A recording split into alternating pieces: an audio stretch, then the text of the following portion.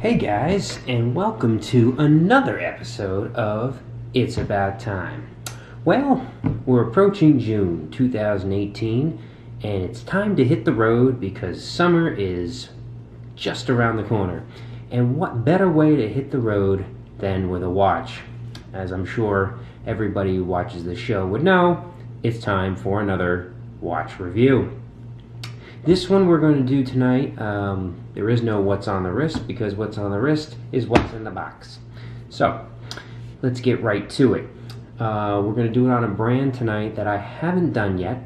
This is now the third time I've had this brand. The other two times I've liked it very much, and that's why I keep going back to it, and hopefully this one will stick into my collection because it really is a unique piece. The brand we're talking about tonight is one that's known worldwide, but it's more known for women's than it is men's, especially in fashion. But they do make one hell of a nice watch line with several of their models. And one of them tonight we are going to discuss. So without any further ado, let's get right to it. The brand that we're talking about tonight is Cartier. Again, world-renowned brand, and they do not disappoint, especially in the fashion world. Both their pricing, you can get them at reasonable prices, especially if they're pre-owned, which this watch is. And basically, they do hold their value. They do make a variety of models, both in automatic and in quartz. In some cases, their quartz models actually go for more than their automatics because they're in such high demand. And they do hold up very, very well through time. But tonight we're going to talk about, like I said, we're hitting the road, so we're going to be talking about the Cartier Roadster. And the Cartier Roadster is not a very popular model that you see everywhere, but it is a throwback model. So let's get right into that. If you get it from an authorized dealer, as I did in Miami, Florida, they should come in the white box, which is the traditional Cartier white box. If you open up the box, you will see their classic design of the red box, which is similar to the Rolex in the 1980s. They do have the red box with the gold leaf trim on the side, and they do have the booklet underneath. That's just the way that they do their packaging. So we do slide these out. You do see the Cartier book as well, which gives you all your warranty information and everything about the Cartier guide. And the box is pretty simple, just a snap-tight case, which you can unlock. And here we are with the Cartier Roadster. So, I'm going to show this, actually, I'm going to go around so you guys can see it a little bit better. This is the Cartier Roadster with the blue dial. Kind of tough to see at night. It's a blue radiant dial, which really shows off the more you wear it, especially in light. Let's see if that's any better for you. Yeah, okay, because there you go. You can probably see the blue a little bit better here. And they call these radiant dials because when it's held up to the sunlight, the radiant dial will reflect. So you do get the blue. There you go. If you see it up and down, you can see the radiant blue dial, which is something unique that Cartier does that a lot of brands don't do. I know Rolex does like to do it with some of their watches as well, and that's one thing that is unique, especially because most brands do not offer this color blue. Most brands offer midnight blue, which is a dark blue and often looks black, especially at night. But when I saw the blue Cartier Roadster, I knew that I had to add this into my collection. And again, if you do look at the watch, a couple of things that Cartier has done here that they don't do with most of their watches is the fact that it is 10 ATM.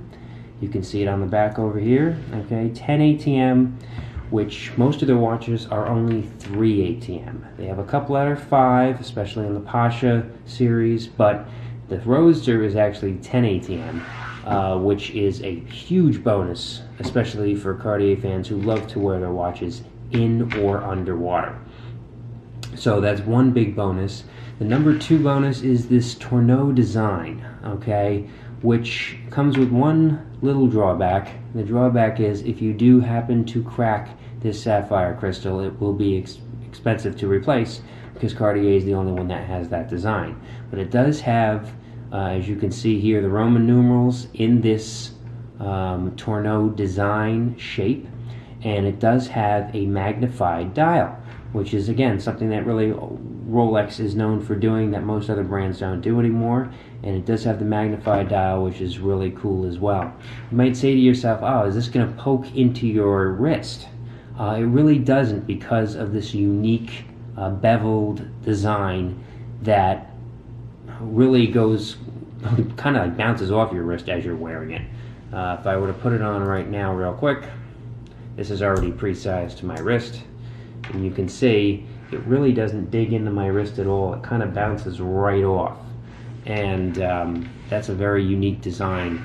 It is 38 millimeters for this tonneau design, which is it's a perfect size, especially for my wrist and a lot of gentlemen's wrists who are on the smaller side. I would not recommend it to somebody who had a very, very large wrist, because it would look small. And the other great thing about this watch is the fact, on the back, if you wanted to regulate the movement, as we've done in past episodes, all you have to do is take out these 8 screws, open up the case back, and just move the screwdriver to the screw, either faster or slower, to regulate it if it is running fast or slow. Another great thing is its links. Okay, this is something that Cartier does that not many other watch brands do, and I wish they would. Basically, what Cartier does is they take the watch links and they set them up with screws. And Rolex does this as well. They kind of mimic Rolex in a variety of ways, and some of it is just simplicity, and it really makes it easier for users like us. We don't have to bring it to watchmakers to go get serviced or fixed. We can actually do these little things ourselves just with a simple screwdriver. And I have an example of one of their links right here.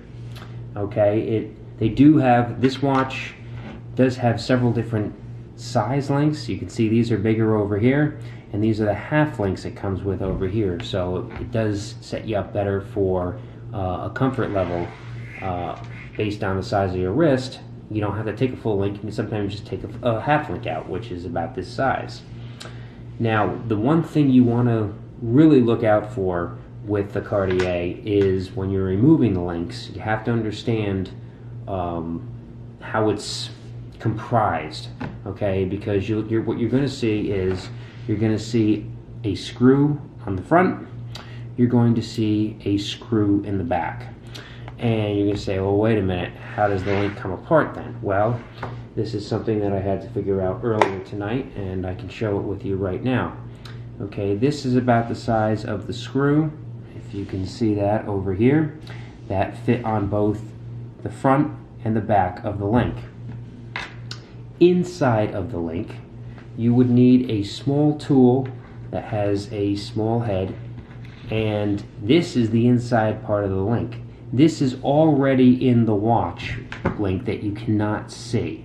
Okay, this is where you need a small, even a needle pin would do, where you can push this out, because then after you get these screws out from here and here, you push that out, and then the link can be removed. So you got to be careful with Cartier, especially with the Roadster models, that the fact of how to remove links depends on this piece, the inner piece right here, which is not something you would see because it's hidden. So you just have to get a safety pin or a pin for sewing and just stick it right through to push this out.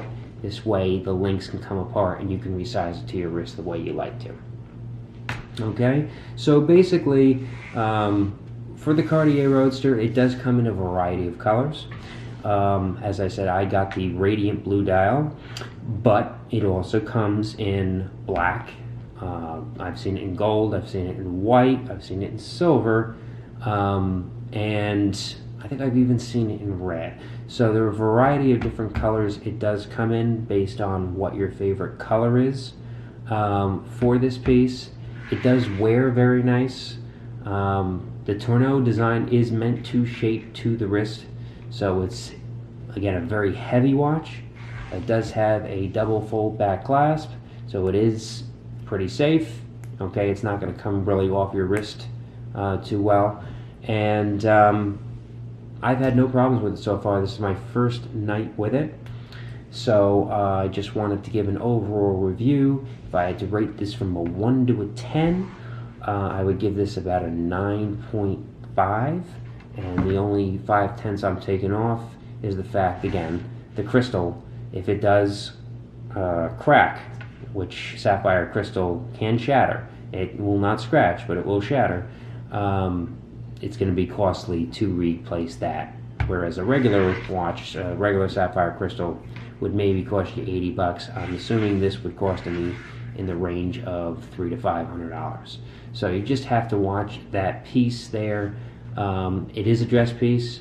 It is also an everyday piece. You can wear it as an everyday piece because of the ruggedness of the Cartier brand itself.